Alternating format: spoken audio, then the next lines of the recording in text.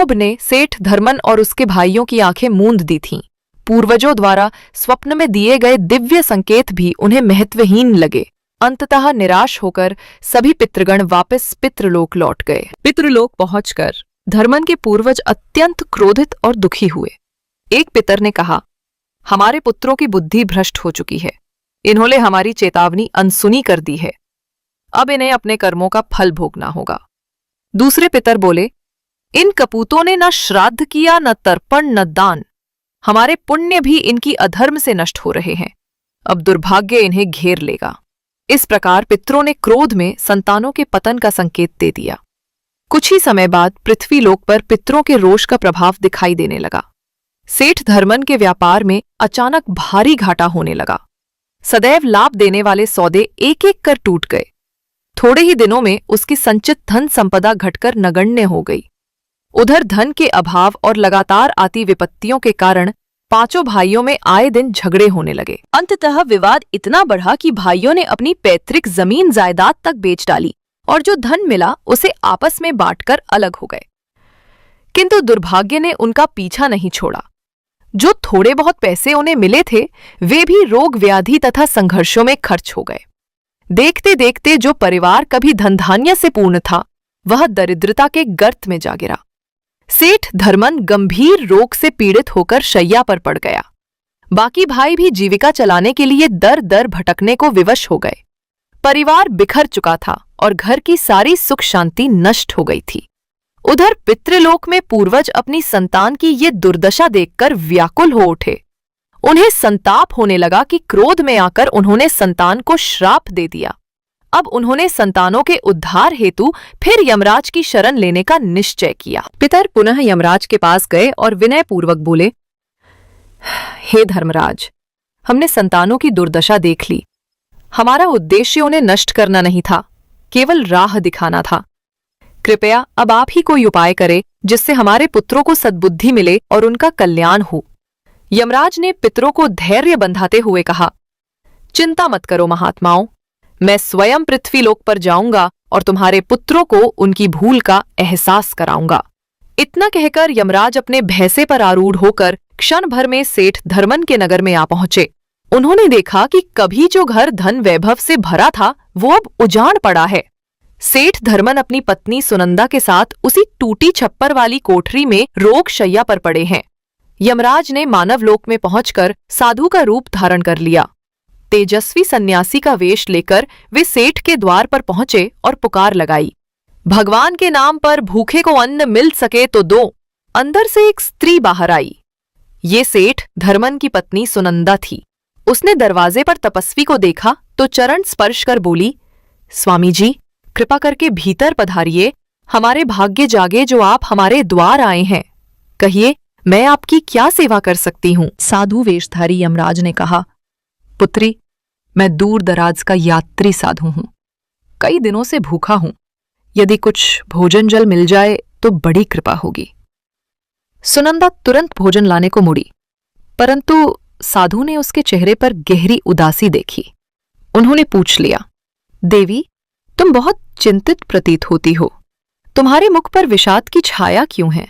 यदि कोई कष्ट है तो निसंकोच मुझे बता सकती हो।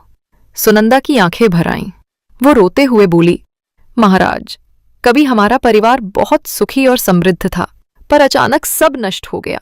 मेरे पति और देवरों में लड़ाई झगड़ा हुआ, व्यापार डूब गया और अब मेरे पति कई दिनों से रोग शैया पर पड़े हैं। हमें समझ नहीं आता कि ऐसा कौन सा पाप हमसे हुआ जो हमारी ये दशा हो गई। साधु रूपी यमराज ने गंभीर स्वर में कहा, पुत्री, तुम्हारे परिवार पर पितृदोष का साया है। तुम्हारे पति और उनके भाइयों ने अपने पितरों को भुला दिया और उनके लिए श्राद्ध तर्पण नहीं किया। इसी कारण उनके पूर्वज रुष्ट हो गए हैं। तुम्हारे घर की ये विपत्ति उसी पितृदोष का फल है। तभी अंदर से सेठ धर्मन की कराहने की आवाज आई। उन्होंने जोर से कहा, महाराज, कृपा कर भीतर आकर मेरा मार्गदर्शन करें। साधु भीतर गए।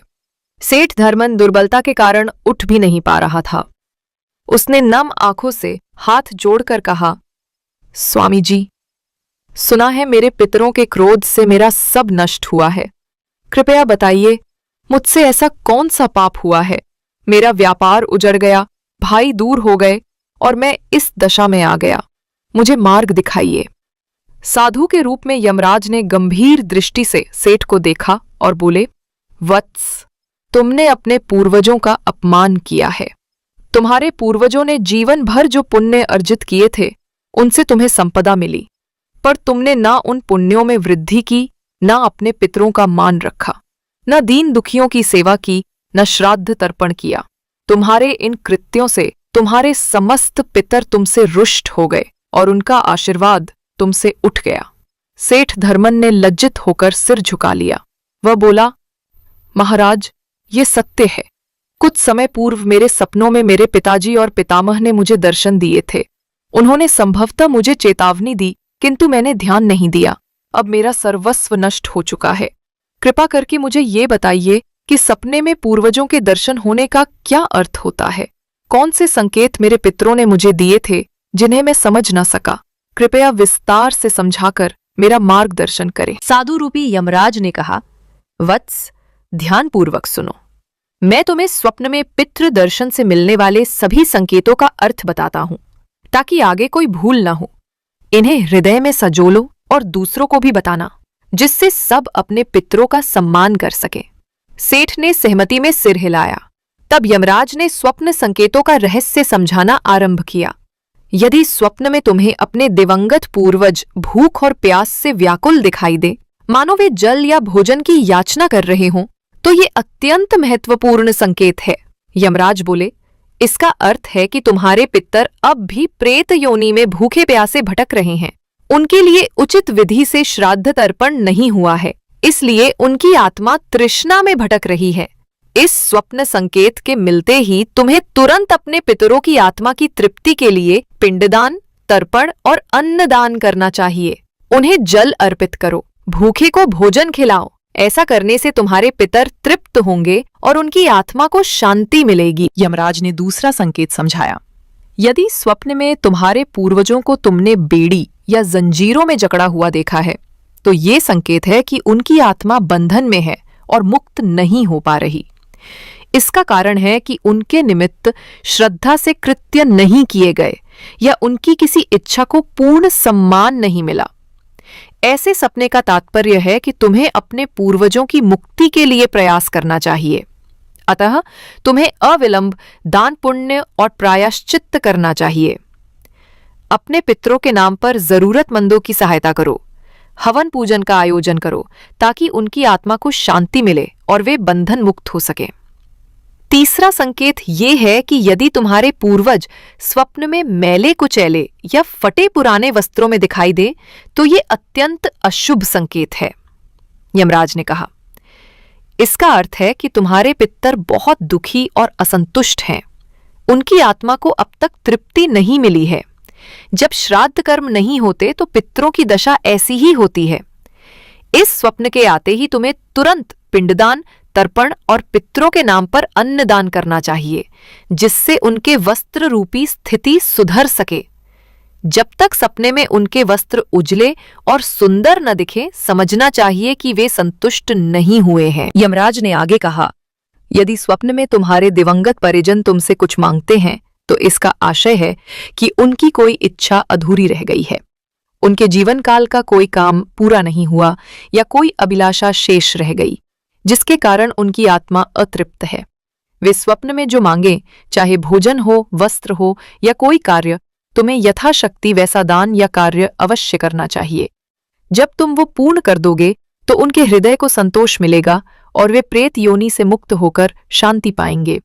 यमराज ने चेहरे पर हल्की मुस्कान लाते हुए समझाया, यदि स्वप्न में तुम्हारे पूर्वज स्नेहपूर्वक तुम्हारे सिर पर हाथ फेरते दिखाई दें, तो घबराओ मत। ये अत्यंत शुभ संकेत होता है। इसका अर्थ है कि तुम्हारे पितर तुमसे प्रसन्न हैं और तुम्हें आशीर्वाद दे रहे हैं। संभव है तुम्हारे जीवन में कोई बड़ी खुशी या सफलता आने वाली है।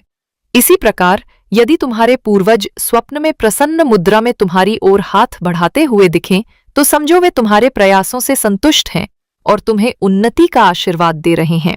ये स्वप्न संकेत दर्शाते हैं कि पूर्वजों की कृपा तुम पर बनी हुई है। यमराज का स्वर अब चेतावनी भरा हो गया। वे बोले, परंतु यदि स्वप्न में तुम्हारे पूर्वज अचानक प्रकट होकर फिर अदृश्य हो जाएं, तो ये अच्छा संकेत नहीं है। इसका अर्थ है कि तुम्हारे जीवन में कोई बड़ा संकट अचानक आ सकता है। तुम्हारे पितर उस आसन्न विपत्ति को भांपकर तुम्हें सावधान कर रहे हैं। ऐसे समय में विशेष सतर्क रहो और ईश्वर की आराधना में लगकर मानसिक रूप से खुद को मजबूत करो। उन्होंने आगे कहा, यदि स्वप्न में तुम्हारे पूर्वज क्रोधित स्वरूप में दिखें, डांटते या कुपित दृष्टि से देखते हुए, तो जान लो कि वे तुम्हारे किसी कार्य से नाराज हैं। अवश्य तुम कोई अनुचित कार्य कर रहे हो जो उन्हें स्वीकार नहीं। इस स्वप्न संकेत के मिलते ही तुम्हें अपना आत्मचिंतन करना चाहिए। बुरे कर्मों से तौबा करके सद्मार्ग अपनाना चाहिए।